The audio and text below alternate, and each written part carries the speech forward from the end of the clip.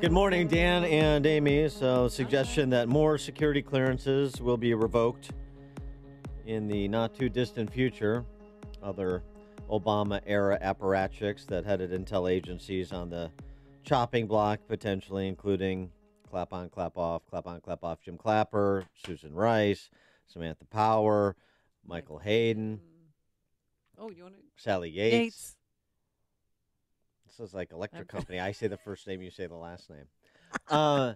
And Jim Clapper was on with Andy Cuomo's brother on CNN. One of those Cuomo. They all look the same. One of them. They are brothers, but still. Yeah, one of them said America's never been great, and the other is the governor of New York, or vice versa. I don't know. I can't keep track of it. Clapper had this to say about what happened to his buddy John Brennan, and what might happen to him. If the president wanted to pull Mueller's security clearance, how easily could he do it? Well, pretty easy. I mean, There's supposed to be a process. The we president just saw him ignore it with you guys. The president does have the authority to exercise here if he so chooses. Now, it's unprecedented for a president to reach down and take such an action on an individual just because he doesn't like what he says, and that's really what this is all about. And I just think, again, it's not about retired formers like myself or Mike Hayden or John. It's what else could be done here. Mueller, or ask that members of the intelligence community declare who they voted for. And if you didn't vote for me, you don't keep your clearance. I mean, where does this stop? I'm perhaps exaggerating a little bit here, but this is bigger than just. Much bigger than just revoking John Brennan's eligibility, or possibly mine or the others. Is it also unprecedented for a former CIA director to accuse the president of being a traitor and guilty of treason? Is that unprecedented? Which is punishable by death. Well, we're living in unprecedented times, it seems to me. For more on this topic and others, we're pleased to be joined again by our friend Bret Baier, Fox News anchor, special report, of course, Chicago time, 5 p.m. weekdays, and the book, 3 Days in Moscow, Ronald Reagan and the Fall of the Soviet Empire. Bret, thanks for being with us. Appreciate it. Good morning. So what about this reaction from those who are having their security clearances either revoked or reviewed in advance of being revoked, who are, kind of open and hostile parties of the Trump administration and have been for some time, and also I've found absent from their reactions any indication that they have anything pertinent to share that the country is missing out on were their security clearances to be revoked? So there's two sides of this, right? One is, why do they need the security clearance? They're formers, and why do we as a country, and especially in the media, go to outrage level 11 at every one of these things? That's one side. Yeah. The other side is, what is the bar?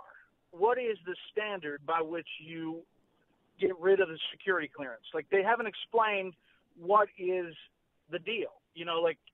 Of these people, they all have something in common. They're all critics of the president. So that empowers critics of the president to say this is all 100% political.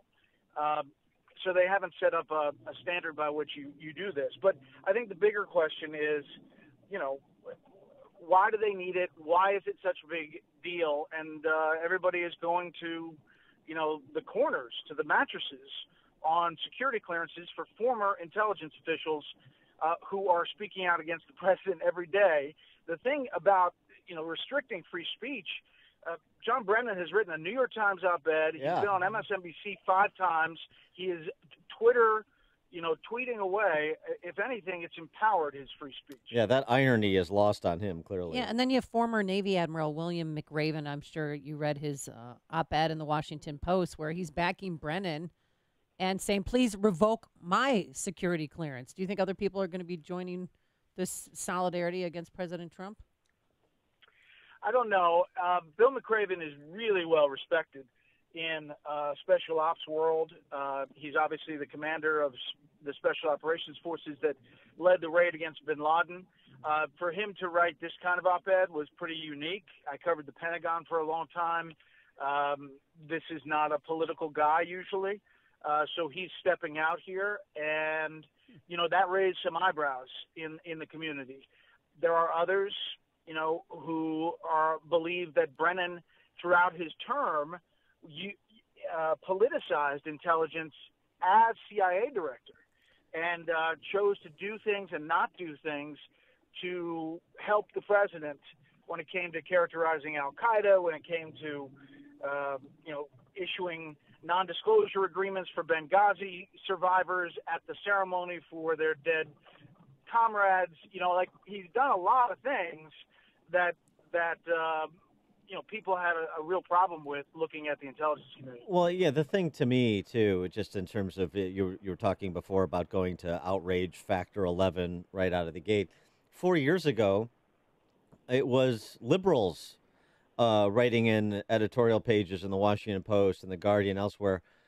President Obama fired John Brennan because it was liberals who were tired of John Brennan, the John Brennan who supported enhanced interrogation techniques after 9/11, the John Brennan who lied about the drone program and the collateral damage associated with it, the John Brennan who lied about CIA operatives hacking into the computers of Senate Intelligence Committee members.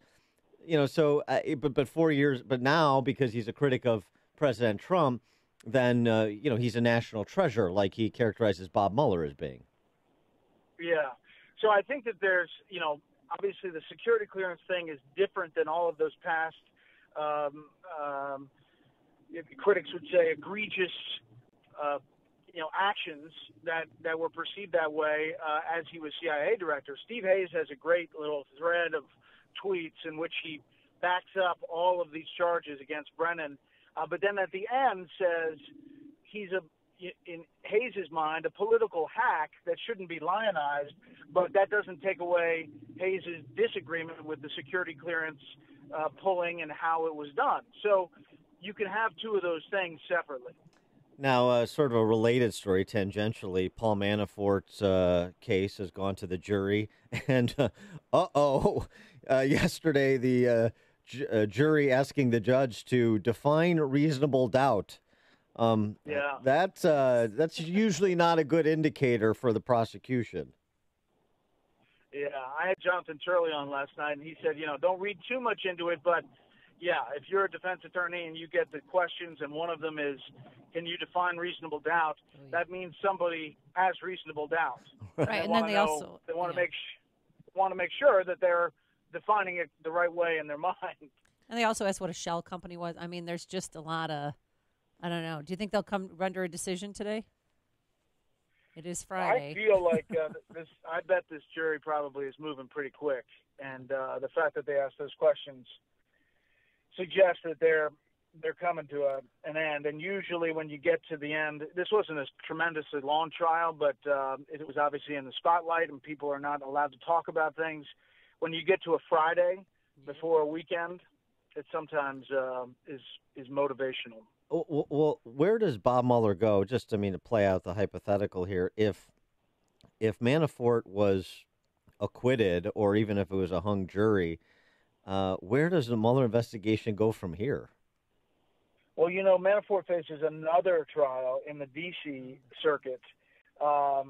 So he's got, if he clears this hurdle, which would be significant, and it would be a public relations blow to Mueller. Manafort still faces other charges, so he's not out of the woods. But it would be a big moment of not only questions about do you have collusion, but you didn't deliver on what you actually brought. That will be a big deal if it happens. I want to get your take on the Hug a Journalist day yesterday with the 350 coordinated editorials. I thought Iowa Hawk had a good tweet on the topic. If people who think the press is the enemy can't be persuaded by 350 identical newspaper editorials, I guess there's just no hope for them. So, is the D.C. press corps playing right into the hands of the deplorables with this coordinated effort? I think so, because, the hypocrisy is pretty big too. And in that, all the folks who cover media were losing their minds when Sinclair had this, editorial about how they were going to be fair, and they had all their stations do it. Remember that? And Yeah. everybody got so upset. Well, now you have all these exact same editorials in 300 papers, and nobody has any problem with that. The other thing is that, where were these papers when the Obama administration called one of my colleagues a co-conspirator for reporting, or there is hypocrisy, and then it does fit into a narrative that is easy to pick apart. He is Bret Baier, Fox News anchor, special report, 5 p.m. Chicago time. Weekdays, the book you want to pick up, 3 Days in Moscow, Ronald Reagan and the Fall of the Soviet Empire. Bret, thanks as always for joining us. Appreciate it. Have a good one. You too. And he joined us on our turnkey.pro answer line.